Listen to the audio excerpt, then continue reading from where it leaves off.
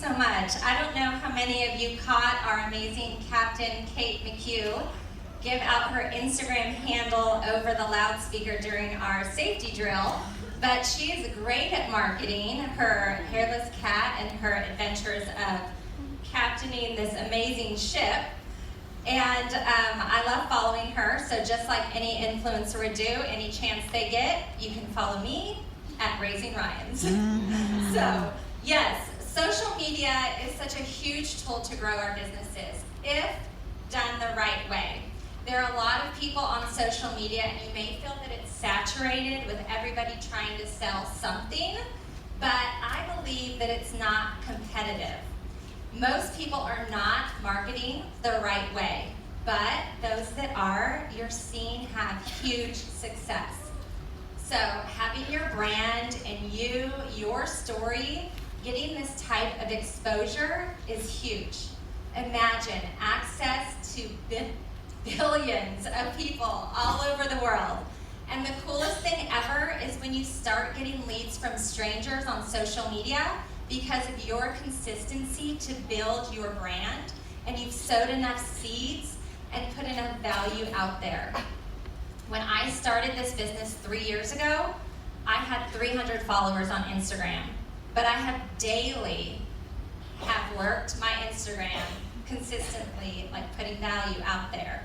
So you don't need to be a marketing genius. You don't need to live a fancy lifestyle. We lived in a 2-bedroom house with 7 kids when I started this business, 1,200 square feet. So you don't have to have the best captions. You need to be you. What if you didn't have to do anything out of your character?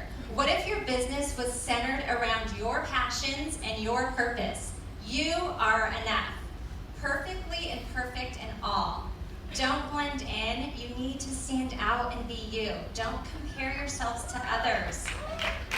The success of your social media accounts are measured by your engagement.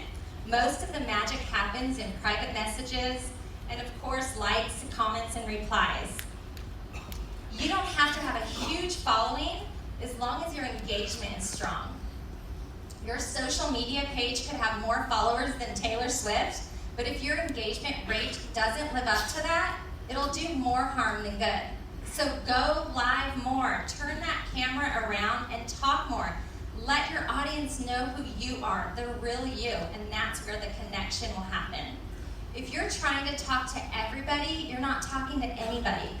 Find your people by being you and know your audience and your network and treat your content like a real conversation. Stay true to your brand. If you're selling health, don't post pictures of Coke and donuts. To stand out, you must keep your content interesting, relevant to your brand, and most importantly, relevant to your audience. Social media is about being social and forming real relationships. The more real you are, the more loyalty you'll bring, and you'll be able to bring that and build that. When your network feels like they know you, they will trust you, and then they will buy from you and join your team. Keep filling that funnel by becoming an authentic influencer. So, you may have heard the phrase attraction marketing. That's a bit old school now. It doesn't work that way anymore. It's no longer good enough to post lifestyle posts on social media and gain traction. For example, look, we're at Disneyland because my amazing network marketing business. People used to look at that and ask what you did, and then they would want to join you. Social media and the way to market is changing.